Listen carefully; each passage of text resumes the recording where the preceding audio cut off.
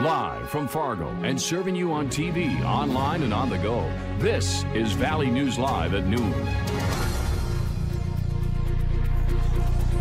New at noon, a United States Postal employee in Grand Forks helped stop a drug dealer from getting his supply. Hi, everyone, and thank you for joining us. I'm Jordan Schreier. A U.S. Postal inspector intercepted a package back in September that was directed to 32-year-old Juan Hernandez from California. The inspector wrote a search warrant, opened the package, and found 1 pound of methamphetamine. The U.S. Post Office and the Grand Forks Narcotics Task Force delivered the package to Hernandez. Hernandez took it, and 3 minutes later, a search warrant was done. Juan Hernandez of Grand Forks is now charged with felony for possession of meth with intent to deliver. He will have a preliminary hearing on January 4th. Let's take that live look outside. It's a little less foggy, it seems, than this morning, but still pretty foggy out there. If it's going to hang around for the rest of the day, let's check in with meteorologist Lisa Green. Yeah, I suspected it would, just because we haven't had any real changes here in the weather today. The wind hasn't shifted direction, our temperatures aren't warming, so our conditions are just remaining the same. So dealing with fog here in the valley, and some of us still reporting zero visibility. Carrington, Gwinner, both reporting zero there. And that's kind of been the bullseye for us here in the valley, at least, of the worst of the fog. And over to the east, we've had some trouble in Lakes Country. We're up to a mile visibility in Fergus Falls and Elbow Lake. That's actually an improvement on this morning. And Fargo's at 2.5 miles at the airport, 3 in Grand Forks. I mentioned our temperatures haven't changed much. This looks very similar to this morning, 20s to some low 30s. It's 30 degrees in Fargo and 26 in Grand Forks. So a lot of us at freezing or below freezing. So that means if there's any little bit of freezing drizzle or mist out there here today, we're going to still see that have some impacts in areas where temperatures are well below freezing. You can see we've got some quiet weather otherwise here for us in the valley, and we'll just kind of have more of the same with temperatures into the low 30s for Fargo. Tonight, when we see that wind shift, that's when we'll start to have some changes, and I think our visibility will improve quite a bit. So we'll talk about that. Take a look at that weekend forecast too, coming up in a few minutes. All right. Thank you, Lisa. A sex offender who previously lived next to a daycare and close to an elementary school in Moorhead has moved.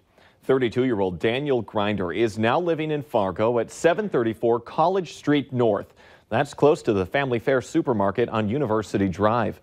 Grinder was convicted of using force, manipulation, and alcohol to have sexual contact with girls under the age of 15. Let's take a look at this week's Valley's Most Wanted. Police say 27-year-old Duane Vervallen Jr. is wanted for a probation violation on possession of drug paraphernalia. Call your local law enforcement if you have any information about him.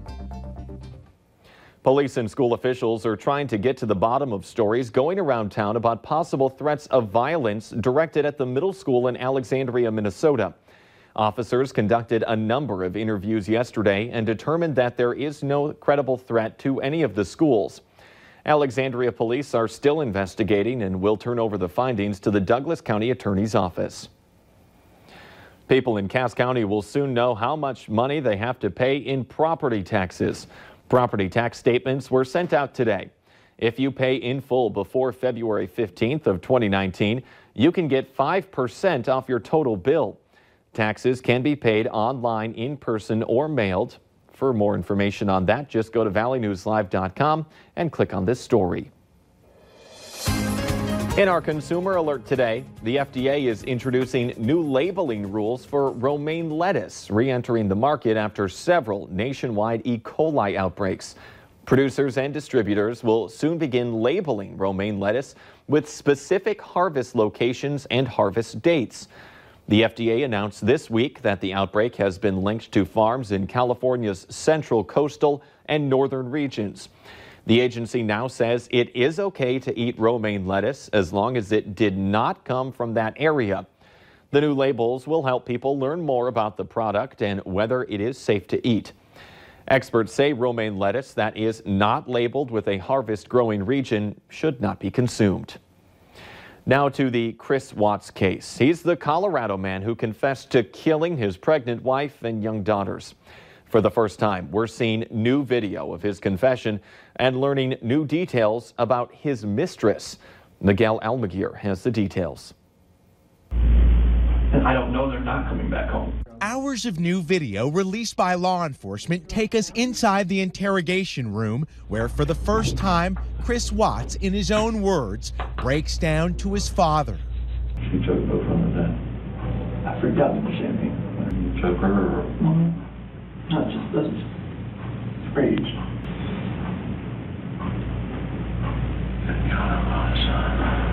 Watts, who failed a polygraph, Did you physically cause Shanann's disappearance?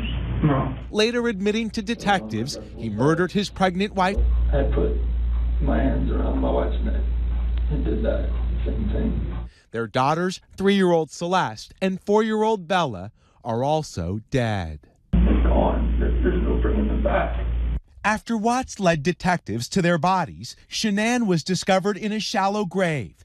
Bella and Celeste were stuffed in nearby oil tanks. Hi, are you Chris? Chris, yes. Investigators also releasing footage of officers with search dogs first arriving at the family home. Police say this video shows him backing his truck into the family garage where he loaded their bodies. The thing is he was never hostile. Detectives also spoke to Watts' mistress, Nicole Kissinger. Police uncovered racy photos of her in a secret app on Watts' phone. To this day, even after everything that I found out, I still look back at that and I don't see any red lights with the way that he spoke of his family. When Kissinger learned of the murders, she cooperated with authorities and was never charged with the crime. Police say she Googled, "Did people hate Amber Fry?" the mistress of Scott Peterson, who also killed his pregnant wife. This morning, a cold and calculating killer spending his life behind bars in a web of lies now exposed. For today, Miguel Almaguer, NBC News, Los Angeles. On Thursday, a massive document dump from investigators in this case caused a police server to crash. Before that happened, multiple media outlets were able to download the material and videos and post them all online. Unexpected trips to the ER are never fun, and it can be even more troublesome when it comes time to leave the hospital and you don't have any warm clothes to leave in. Winter gear like hats, gloves, shirts, coats, and sweatpants are needed for the patient supply closet. Donations are being accepted until December 20th. You can drop them off at Moorhead Insurance Agency, Holiday Inn in Fargo, Muscatel Subaru in Moorhead, Vision Bank, and all Fargo fire stations. If you'd like to spread some holiday cheer this season, remember to bring some extra socks to drop off at the Fargo Dome for the Festival of Trees Empathy Mission.